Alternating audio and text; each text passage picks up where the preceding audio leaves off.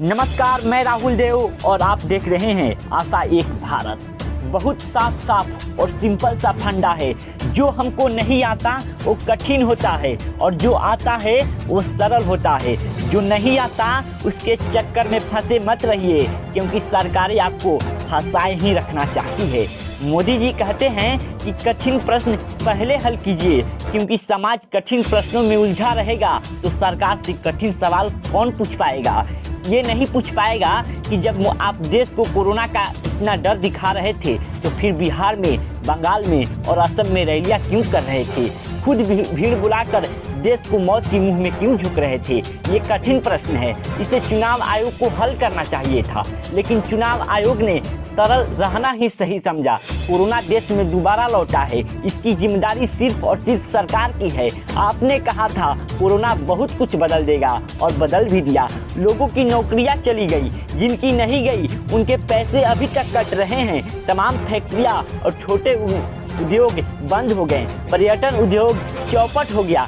Corona ने सब कुछ बदल दिया, लेकिन नेताओं की रैलियों को नहीं बदल पाया। निश्चित ही ये कोरोना के सामने कठिन सवाल होगा। देश हित में सटीक पत्रकारिता करने के नाते आपसे एक कठिन सवाल पूछ रहा हूँ। जवाब थोड़ा बहुत भी आता हो तो कमेंट बॉक्स में जरूर दीजिएगा। कठिन सवाल तो सरकारी अस्पतालों में वेंटिलेटरों का था। कठिन सवाल अस्पतालों में लंबी लंबी लाइनों का था।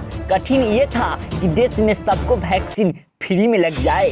कठिन सवाल रोजगार का था। कठिन सवाल महंगाई का है। क्या परीक्षा की इस घड़ी में आप इन कठिन सवालों से शुरुआत करेंगे?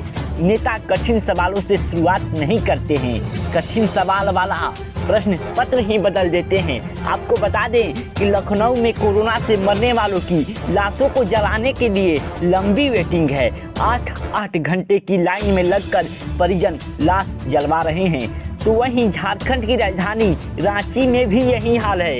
देश में सबसे ज़्यादा महाराष्ट्र में कोरोना के केसेज आ रहे हैं।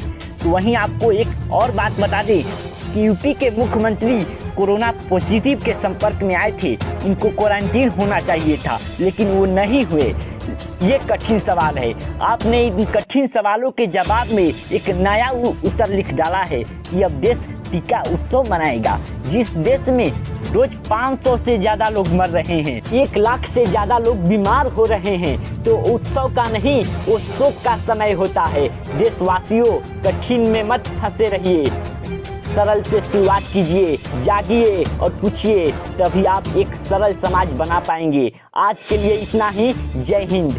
कोई भी छोटी और बड़ी खबरों से हमेशा अपडेट रहने के लिए YouTube पर आशा एक भारत को फ्री में सब्सक्राइब करें और Facebook पर लाइक और फॉलो जरूर करें। धन्यवाद।